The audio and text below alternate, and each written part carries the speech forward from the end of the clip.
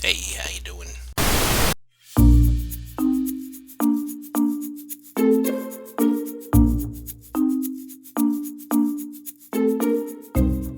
Hey, it's D, and I'm back.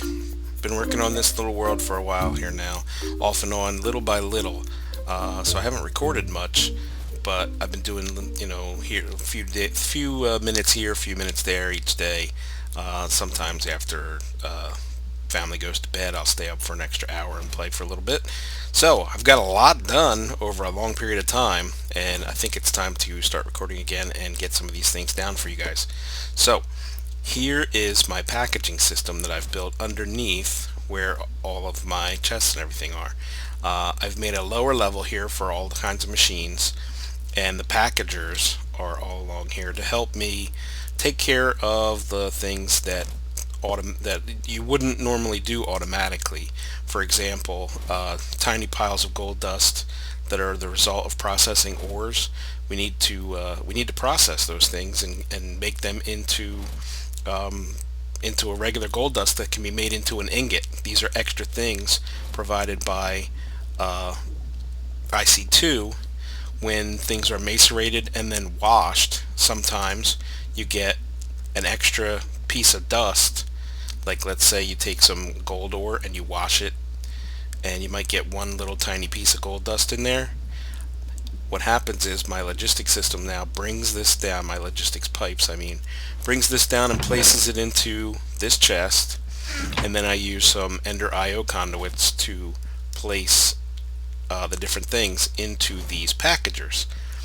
Now, I know I've explained it before, but what a packager does is it takes an item that you put into the interface, and it tries, if there's a 4-piece recipe, it tries to make that. Otherwise, it waits for 9 and makes a 9-piece recipe. So there are some things like quartz, because I have a quarry going now. Quartz is coming in fast and furious, so I wanted to make it into blocks so it doesn't take up all of my storage space. So what I do is I send the quartz down here to this packager. Once 9 get in here, it makes a block, and then it sends it back out. It goes through the logistics pipe system. Whoop! I went up into my next area that I'm making here.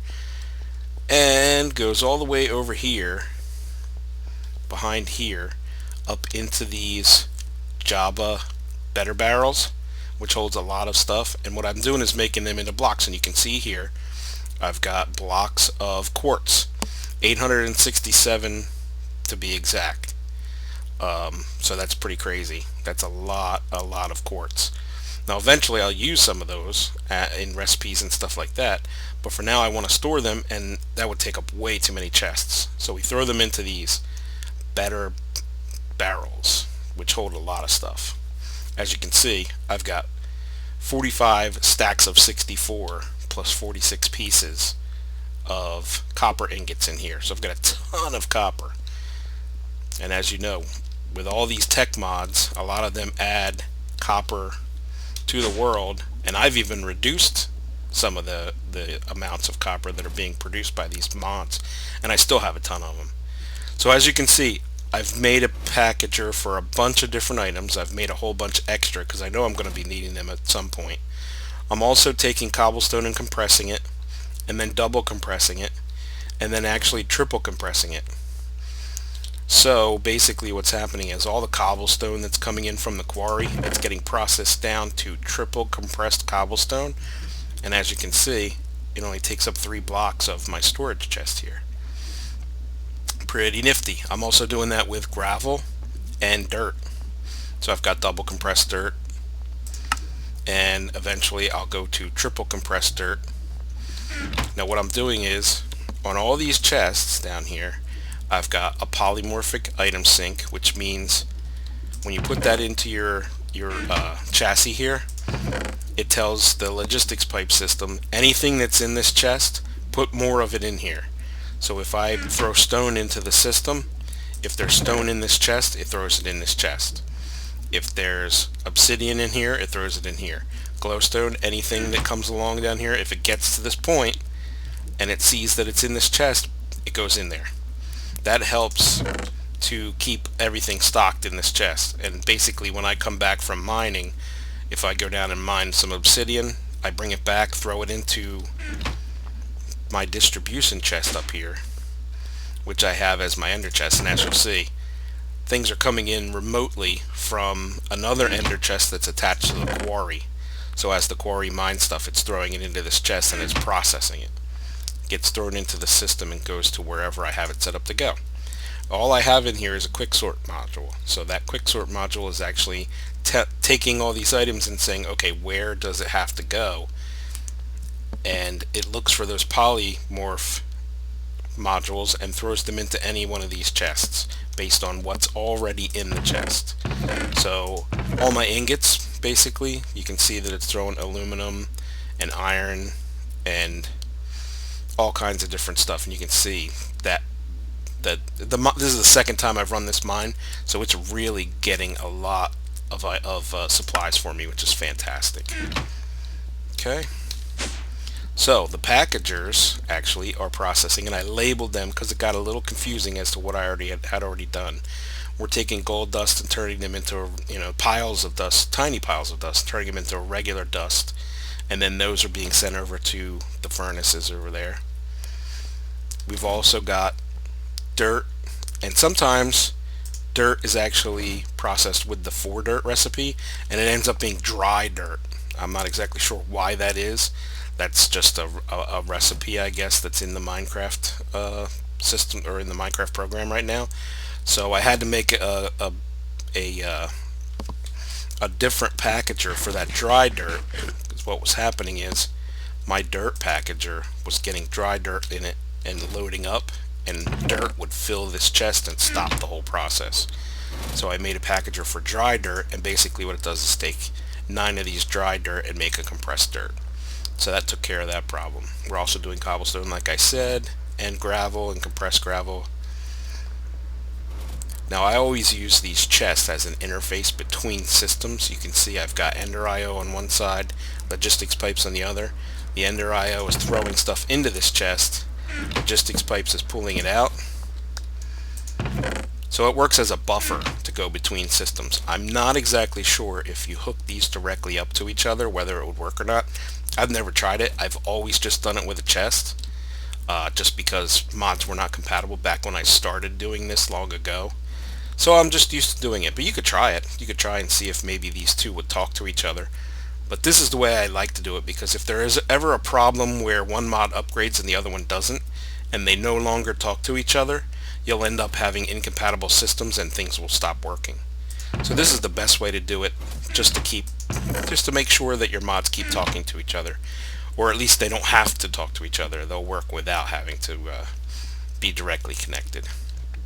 I've also done this over here, and you can see that I'm using some things that IC2 will not pulverize with their macerators. I'll feed them in here, and I've got a chest that comes in and feeds things in here, and you can see that there are some things already sitting in here waiting to be processed. I must have to set those up to go into the system, and then basically once it's done processing, it comes out. So the way that I have it set up,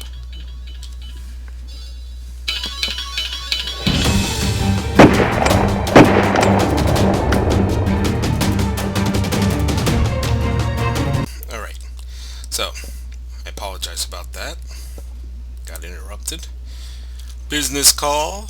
So anyway, so what's happening here is the items come into this chest, they get fed into either the pulverizer or they go directly over into the furnace if they can't be pulverized. And then I've got this Ender IO set to extract from here, and it goes actually up and into this chest, which then gets sucked out by the logistics pipes. And I'll show you here, got an extractor right there. So that's how I have that set up. It's basically a round robin. Now over here we've got an insert.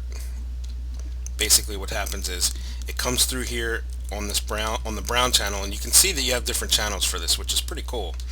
The brown channel actually exports from this chest, goes directly into the pulverizer, unless of course the pulverizer says nope, I can't process that. Then it gets sent over here, and gets processed this way, gets sent into the furnace, and then comes out on the purple channel. Purple channel actually, as you can see, is up top there. Let me see if I can get it to show up. Yeah, there you go. So the purple channel is up top there, which feeds it back into there. So anything that goes directly between the two goes over the blue channel here between these two, and I've actually had to make it so that these don't connect anywhere, and you do that with your wrench.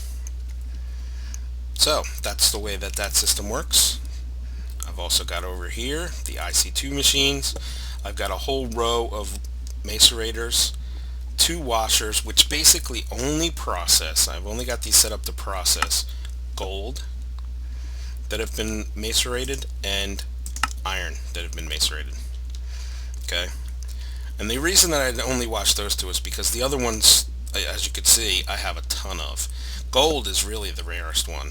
Iron I have a ton of now too, just because I started doing this, but I was running low on iron before when I was making all these machines, but now everything seems to be good. And then all these furnaces are set up to do all the different types of ores, even the washed ones. So basically when something comes down the row, if one machine's filled, it goes to the next one, the next one, the next one. And I even had to add another one because we had some things that weren't getting processed and were getting tossed back into the system. And they were ending up in this catch-all chest. Now what you do is you just take a regular logistics pipe and you set it up as the default route. Just set that to yes, and then anything that's not captured by the system to be processed or sent anywhere actually ends up in this default chest eventually. It'll make its way all around trying to go all different places. If it can't find a home, this is where it ends up. And this is basically to stop things from just roaming around in the system and causing havoc.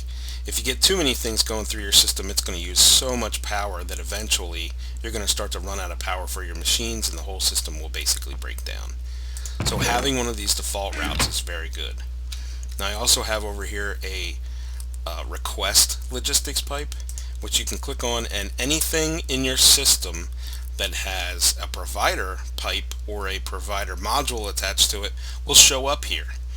So I can go to any of these chests now that I have providers. Oops, I spelled obsidian wrong. One of these provider modules on all of the chests out there.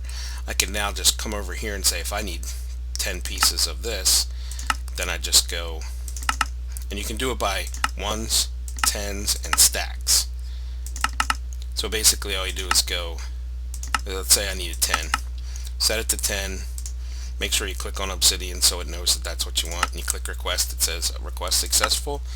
Sometimes people just leave this open and it'll pop right into their inventory, like it'll come out here and just sit on the ground.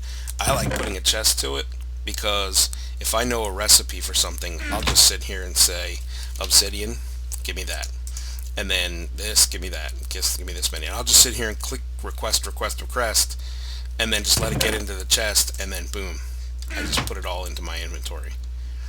Now this over here, I don't know if I explained this or not, but this is the processing chest, and as I said before, it catches everything and sends it out into the system. I've got a quick sort module in here, as you can see, and basically anything you throw into this chest, if it's got a home, it'll go. So you can see I pushed those obsidian up into there, and they got sent back over to my chest over here with all my different stone and blocks, dirt, gravel, glass, basically anything that's made of earth or dug up out of here, of sand, things like that.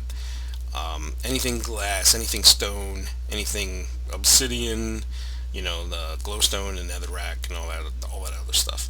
I've got all that stuff in here. These bricks actually don't belong in there. I don't know how they got in there. And limestone. Oh, that's mariculture limestone. I do have a chest, a barrel, set up for limestone, but it's not the mariculture one, so that's why that's over there.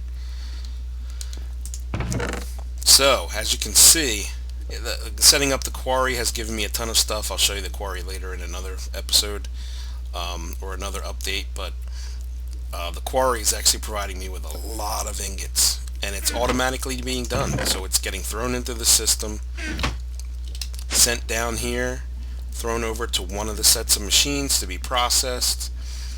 It's macerated, washed if need be,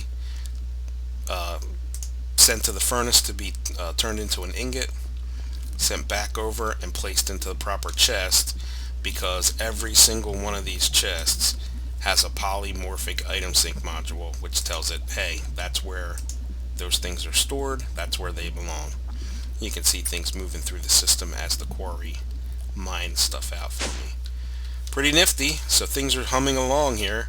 Basically the next step is going to be to set up a farm outside to try to automate food processing, and I also want to set up a mob farm somewhere in the base here that will automatically produce zombies and skeletons and endermen to get pearls, and I need leather, so I want to collect as much of the rotten flesh as I can, because if you take the rotten flesh with one of these mods, it actually lets you turn it into the leather by cooking it.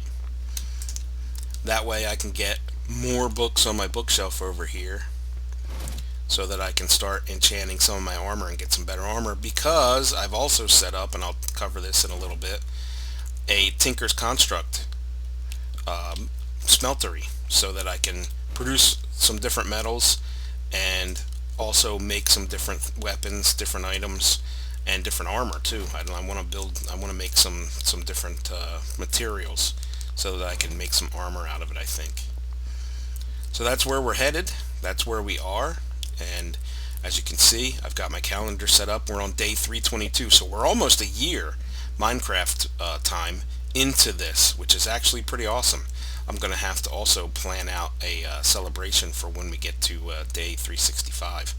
So when that turns to year 2, I definitely want to have some kind of a celebration that I can set off. So that's a quick update, not so quick, but quick anyway, on everything that I've done, because I have done a lot of stuff. Oh, also, real quick, I also wanted to point out I've replaced the glass that I had over here with extra utilities thickened glass, because look at that. It's so clear you can see straight out. It's really nice. I love this glass, and when you break it, you actually get it back. So I'll be doing thickened glass from now on for all of the different stuff that I do, rather than regular glass, because when you break it and move it, if you need to, you want to move your base, or you need to expand your wall or something like that, you'll get those blocks back. You won't have to cook more glass, so that's always great. Anyway, so once again, if you like this video, please hit the like button down below. I think we're going to wrap it up for this update, and I appreciate everybody who watches, everybody who checks my videos out. Please subscribe if you haven't, so you can get updates on when new videos are going to be uploaded, because we're going to be doing a lot more videos lately now that things have slowed down at work, and I want to get a lot more videos up there to help you guys with your builds. Thanks a lot, and I will